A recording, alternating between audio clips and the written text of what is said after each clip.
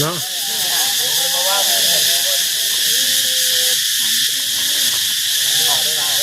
เนี่ยเป็นเข่าบ่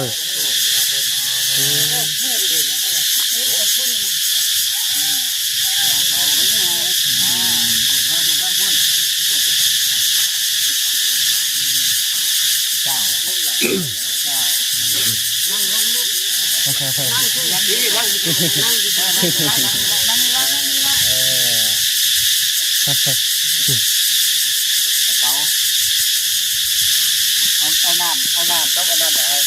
เอาล่างน้ำลงมาแล้ว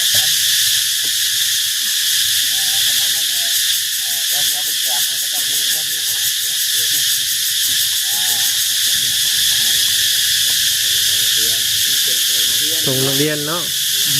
ส่งโรงเรียนผมเลยยิ้มอารมณ์ผมเลยอารมณ์ดีการประชันไม่ได้ผมยังอารมณ์ดีถือชื่อกันเนาะยิ้มตลอด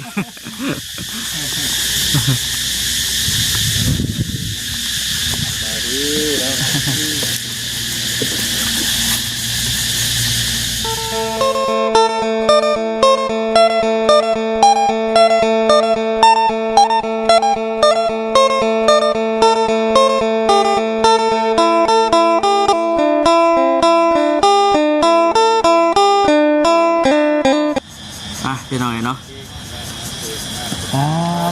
มีแต่ผู้มีแต่พาว่าฉันพี่น้องไอ้พูนป้าแต่หมอกเขาว่าอยู่ว่าฉันมาขวดกระชุกแต่พี่น้องพูน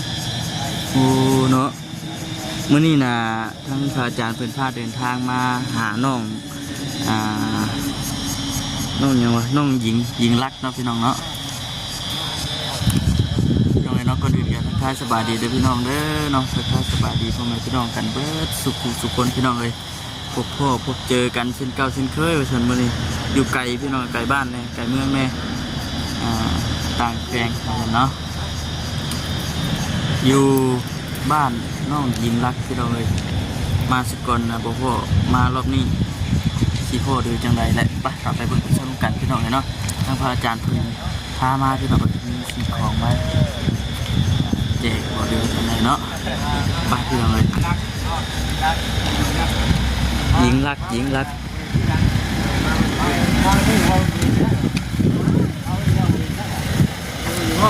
คุณเคยสบายดีเด้อเอาเจ้าคนทางไปว่าน่ะฮะไปไหนไปไหนจ้ะเราอยู่วะฮะทางบ้านเนี่ยว่าบ้านยังบ้านพิธีไทยบ้านพิธีไทยบ้านมาพิธีสีไข่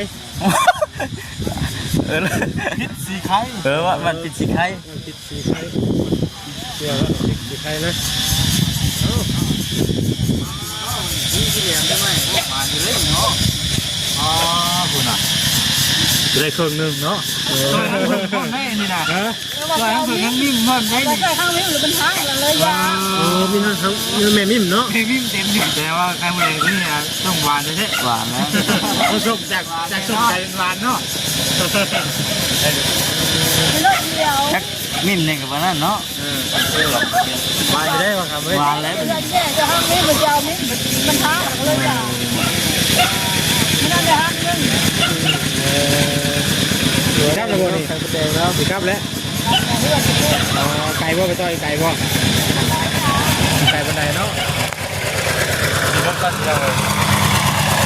แต่เราจะซื้อจ้ะ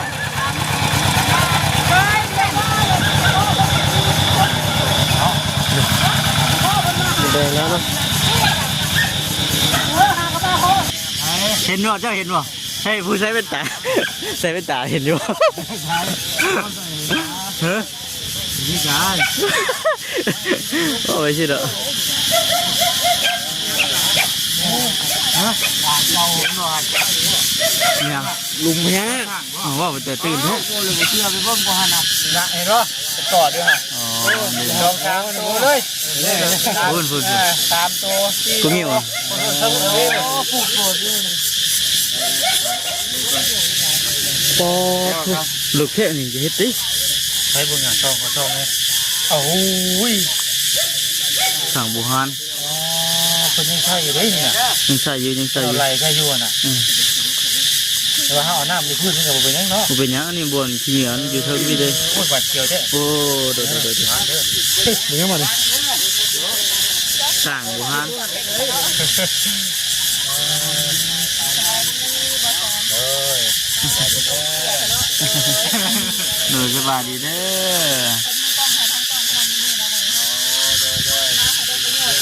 มาแล้ว กี่นาทีเนาะจ๊ะ ถือผ้าอ่านเนาะ แม่นแหละเบิ่งนี่เนาะเบิ่งคืออยู่ดอก แต่ละคนไม่ได้เคยเห็นบ่ หมอนะ ไอ้ป่าแมงจันนี่ได้ไหมไม่รู้ไปใหญ่พันกี่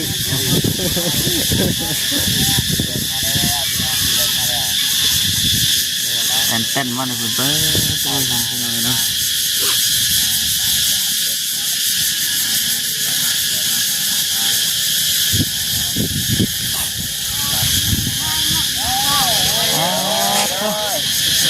อยู่ไกลเหมือนกันพี่น้องเนาะ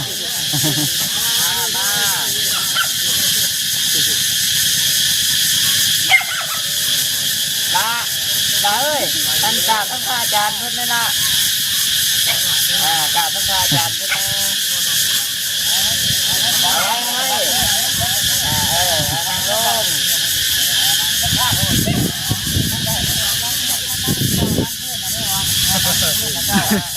ตู้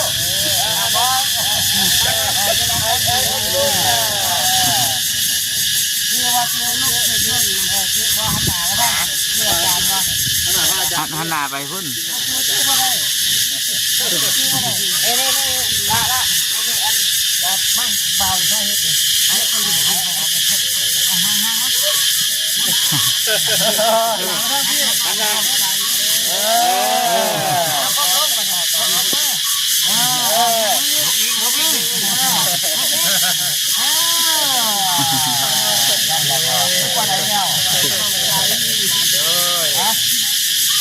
งปอซี่ เขาจำอาจารย์ว่าอะไรขี่รถมาตอนนั้นก็ได้ขี่รถมาแล้วตอนนั้น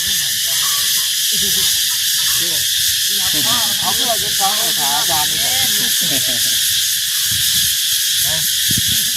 อยู่บ่ได้ซ้ำบาดที่นี่ มาหาสอนเสียมาอยู่ห้องเงื่อนเสียมาอยู่บาทที่มาอยู่เงื่อนเสียก็ได้บ่อันนั้นไปนำเหมือนไม่เอ้ยนะพ่อมาแล้วก็นึกเลยเนี่ยจมเลยเข้าวานจมแล้วพ่อมาหาเฮาเนี่ยเนี่ยจำไม่ได้ครับพ่อมามาคุมืออะไรคนไทยไอหรือคนไทยคนไทยไอเยอะตัวไปเงียบมาเหมือนประมาณ10 ปีหรือว่า11 ปีแล้ว 11 ปีป่ะ คอยเดา10 ปีบอกพวกวุฒิถอยรถมาหนีกันนะ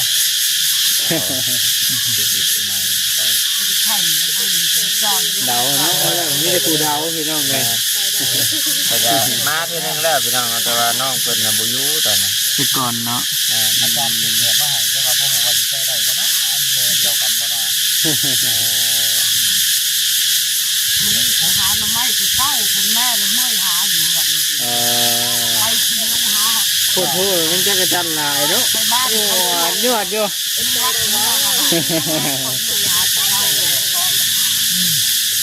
หาเป็นบ่ล่ะหาเป็นบ่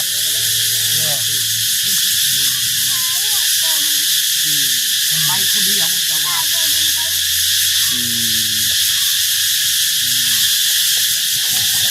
กระเป๋าเลยกระเป๋าเพิ่มกระเป๋าเลย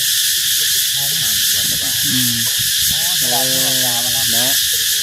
เป็นไอ ครับได้ยินเข้าลายมือแล้วมันเป็นไอไม่ไข่ไข่ไข่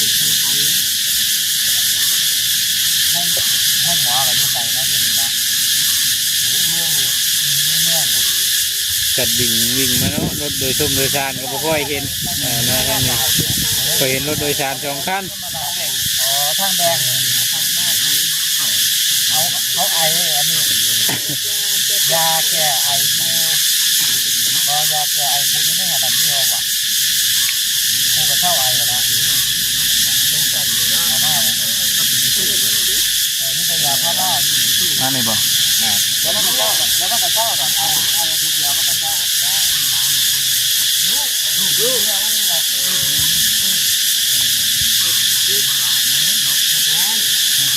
ข้าแล้วก็เลยลูกเดียวก็บ่มีเลยพวกกระแมนบุล่ากระแมนเนาะนั่นนี่พวกคนนั้นนี่หัวมันแอบตั้งหมดอยู่มากินนี่บ่มากินนี่บ่ ถึงจักรจันทร์นะพี่น้องเลยลึกแค่นั้น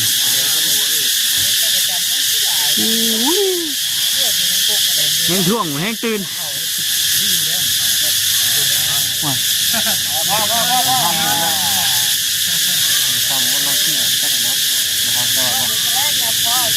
น้องกันพ่อจะมาแต่แล้วก็เชื่อเนาะแล้วพ่อจะมาหาเราเนาะนอนไหนวันนอนป่านอนเตียงก็เลยนอนเตียงก็เลยวาดเมื่อจุกบ่เมื่อได้ไม่เคยเลือดมันนอนเตียงก็เลยวันพาไปนอน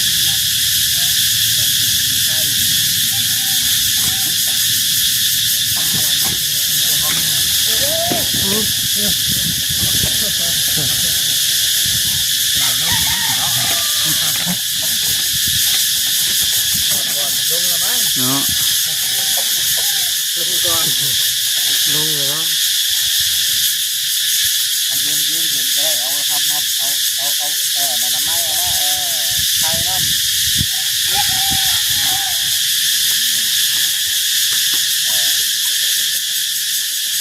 รถบ่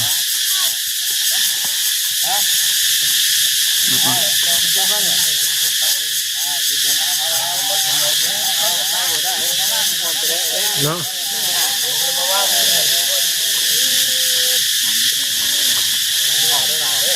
ยังเป็นเข่าว่ะ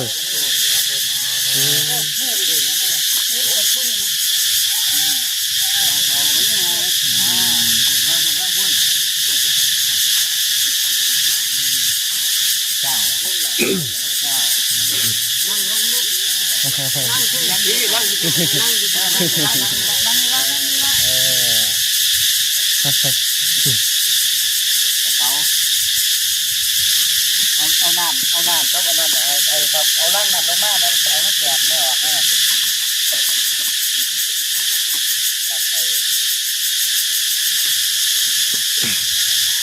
ขนมมาว่าขนมมันเนี่ยเดี๋ยวไปแจกคนก็จะยืนเรื่องนี้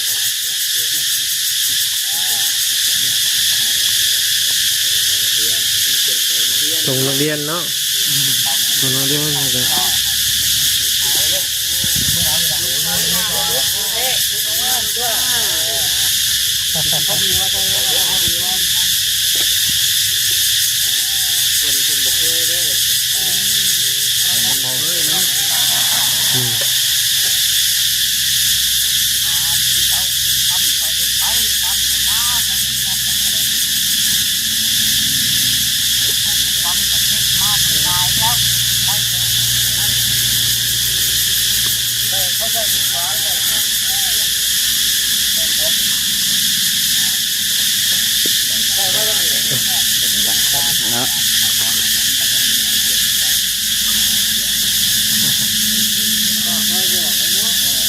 ยังบ่เคยเนาะ เคยเนาะ นั่งเขียวบ้านกันละ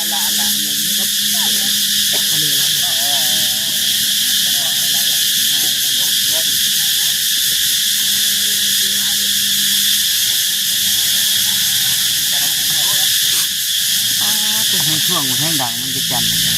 อย่าท่วงเด้อเด้อ ไม่ต้องช่วย มันดังเยอะ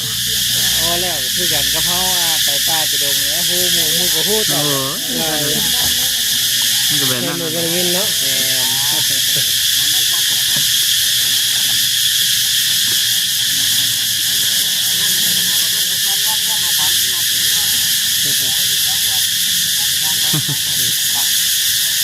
เอาเสือไปนั่งไปไหมเอาเสือไปถุงนึงไหมเสือเพื่อโตได้ไหมเนี่ย อ๋อไปเดี๋ยวนี้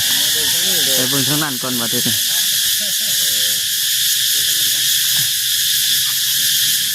ด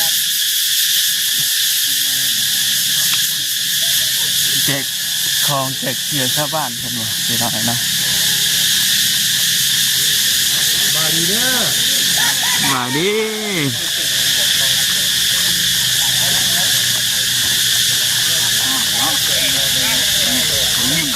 อมแล้วยิ้ม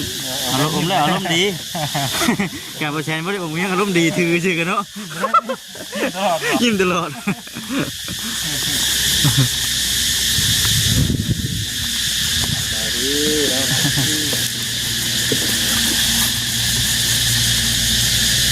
น้อยงานมันยุบไปเลยเนาะยุบไปแล้วผมตายย้ายว่าแค่ย้าย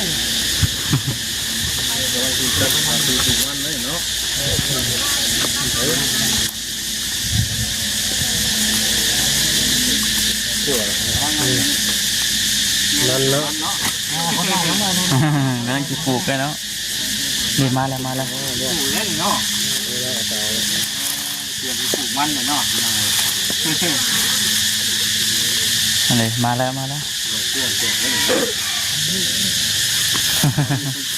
ไปอยู่นี่ไอ้ลูกตัวนี้พอดีบ่ เดี๋ยวนี้มันครัว โมเมนต์เนาะ เขาขึ้นในบ้านเดียวแล้วเขาเอาไปรีบ อ๋อ ครัวไปเห็ดเรียก จะไปเรียกว่า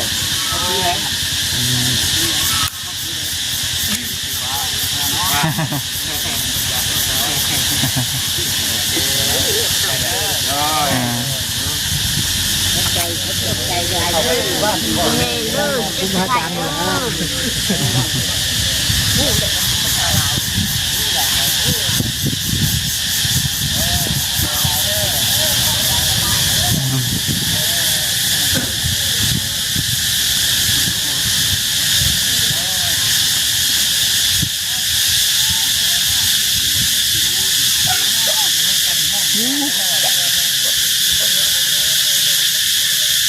ใกล้ตรงนี้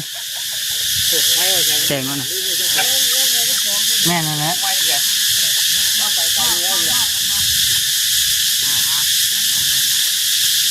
พอดีเป๊ะได้ไหมจ๊ะพอดีเลยเนาะ โอเคโอ้ได้แม่นเลยมั้ย สวยงามเลยเนาะมึงอ่ะแต่ลืมไม้จริง35เป็นตัวที่ดีเลยเนาะเอาใส่มากันนะฮะม่วนชั่วเลยม่วนคนหนาดีเลยเนาะไม่ไม่ได้ เอาถอดวันเก็บว่าถอดไว้ใส่ไปโรงเรียน เราใส่เรียนใหม่เนาะพวกที่มันเขาเรียนอยู่บ่ เข้าคุมมือมันทำอะไรเขาคนที่เปิดมาอยู่เรื่องไหนแม่ เขาเรียนอยู่ไกลโอ้ยเกียดไป แล้วแค่เกิดเป็นไง ต้องซบลงมือดูตัวนี้ใหญ่ใหญ่กว่าตัวนี้เนาะ พอดีสามใหญ่เพื่อใหญ่ โอ้ยตายแล้วแสดงว่าคูนี่เขาเนี่ยเอาคูนั่นแล้วมันอะไรไม่เดียวกันหรอกเต็มตู้เป็นโต๊ะ พ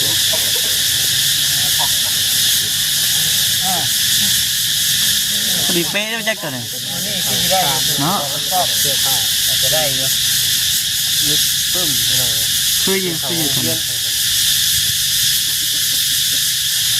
อันนี้ก็เสื้อเท่าไหร่นะ ลองเลยเนาะ ทุกสิ่งพอดีบุญพอดีเป๊ะ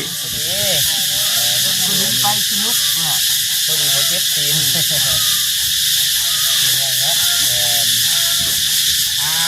ถือใจก็ ใหญ่ แสดงว่ามันสีเดียวกันเลยโอ้ยสีเดียวกันเขาขึ้นเรียกคูณเนาะหรือว่าให้ทั้งเสือคูณนั่นก็แล้วตัวเดียวกันเดือนนึงนี่กันเอาในถุงเท้าถุงเท้านั้นเลยมีถุงเท้าถุงเท้ามาให้ความทุกเดือนเดือนให้ ขอบคุณนะ นะ เขาถุงเท้าลองเท้าถุงตีนเขาอันนี้เขาเจ้ากินเป็นว่าเขาเจ้าไม่บอก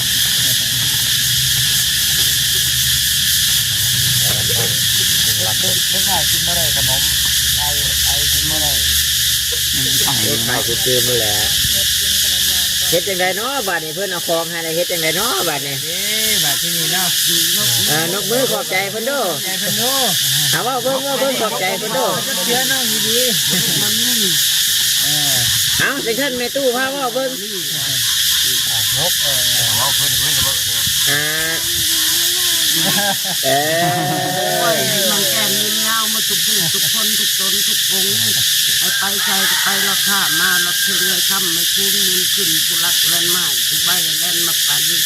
ผู้บุทันให้แลนมาสุ่งอย่าพ่อมัดทุกผู้ทุกคนทุกคนพ่ออยู่ตลอดเป็นอะไรแสดงว่าผู้ชมกันกับน้องเสียเราผู้ชมกันเนาะ แม่นแต่ว่าผู้นี้สิโยงอยู่ เดี๋ยวก็ใช้เกิดเป็นคู่นั่นก็เนี่ยคันมันนั่นเอาม่านสิใส่ยังสิล็อกไป เอาใส่ก็ใส่ข้างนี้ก็ได้ขอไว้ใส่2 ขาต้องใส่เกาะมึงดู ใส่เป็นบ่แข่งลูกใส่แล้วเอาขวาหลังไว้พอดีเลยแบบนี้นะ พอดีได้กันเลยใส่ล่องก็ไปอีกอะ ดีมากเลยไงใส่ล่องเลยก็แน่นแล้วนะได้แล้ว แต่ลงเนาะรถมาเด้อ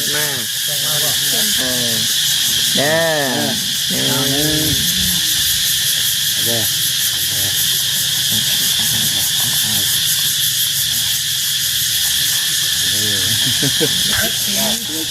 ทีเนาะไม่ใช่ว่าทีจบคลิปก่อนเลยพี่น้องเนาะสำหรับจะถือว่าทางพระอาจารย์เป็นมาเยี่ยมมายามเอาเครื่องของเครื่องใช้เครื่องกระต้มขนมเลยมาฝากมาตอดมากันโอเคเดี๋ยวพี่น้องเดินกันเลยก็คือสิจบคลิปลาพี่น้องไปก่อนดีๆมีแห้งพี่น้องเนาะสบายดี